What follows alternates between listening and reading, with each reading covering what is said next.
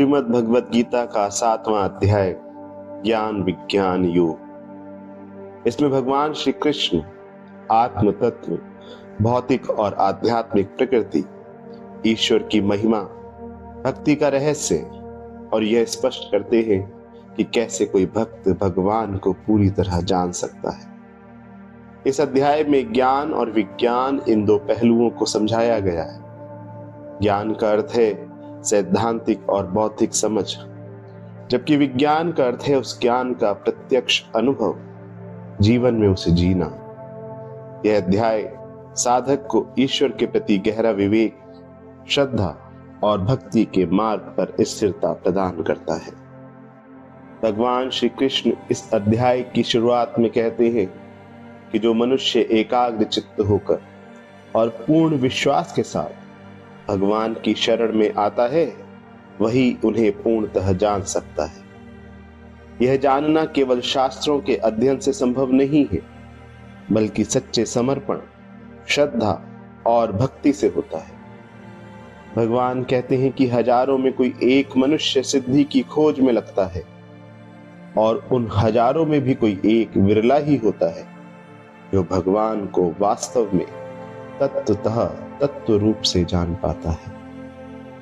इसके बाद भगवान सृष्टि की अपनी भौतिक और आध्यात्मिक प्रकृति का वर्णन करते हैं। वे बताते हैं कि संपूर्ण जगत उनकी दो शक्तियों से निर्मित है। एक है अपरा प्रकृति, भौतिक प्रकृति, जिसमें पृथ्वी, जल, अग्नि, वायु, आकाश, मन, बुद्धि और अहंकार शामिल हैं। दूसरी है परा प्रकृति, जो जीव आत्मा है, जो चेतन है, चेतना से युक्त है। भगवान कहते हैं कि ये दोनों ही उनकी शक्तियां हैं जिनके द्वारा यह संपूर्ण जगत चल रहा है। भगवान श्री कृष्ण स्पष्ट करते हैं कि वे ही संपूर्ण ब्रह्मांड के मूल कारण हैं। वे ही सबके उत्पन्न होने और लय का कारण हैं। वे कहते हैं कि मैं ही समस्त कारणों का कारण हूं। सब कुछ मुझसे उत्पन्न हुआ है, मुझ में स्थित है और अंततः मुझ में ही लीन हो जाता है। लेकिन मोहग्रस्त मनुष्य इसे समझ नहीं पाते, क्योंकि वे माया के प्रभाव में रहते हैं।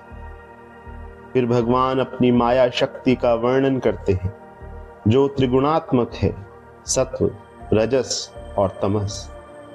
वे कहते हैं कि यह दैवी माया बड़ी ही बलशाली है और इसे पार करना कठिन है, परंतु जो व्यक्ति भगवान की शरण में आता है, उसके लिए यह माया पार करना आसान हो जाता है। भगवान की शरण में जाना ही इस माया से मुक्त होने का एकमात्र उपाय है।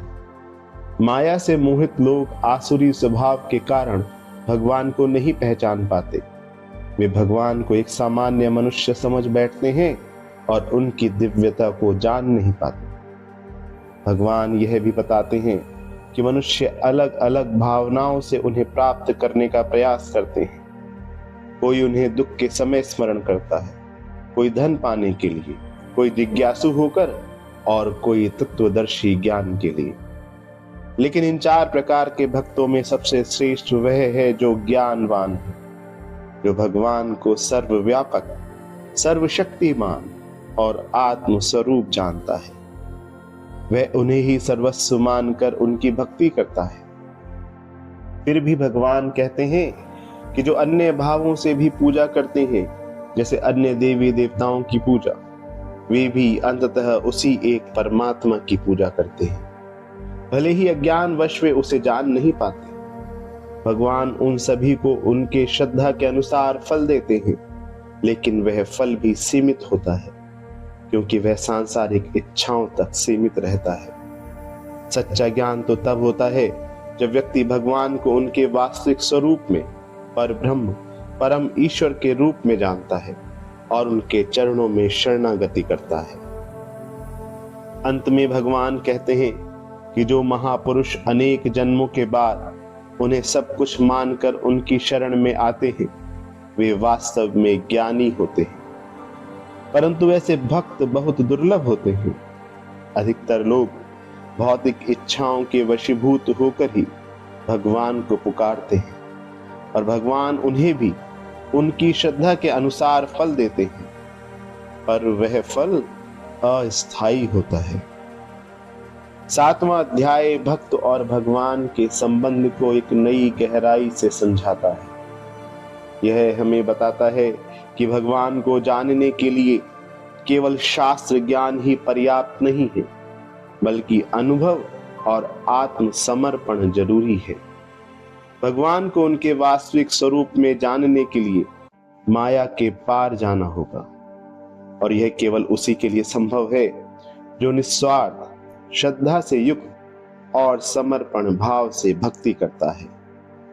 भगवान यह भी कहते हैं कि जो भी पूजा करते हैं वे चाहे जिस देवता की करें, वे अंततः उसी एक परमात्मा की ओर उन्मुख होते हैं।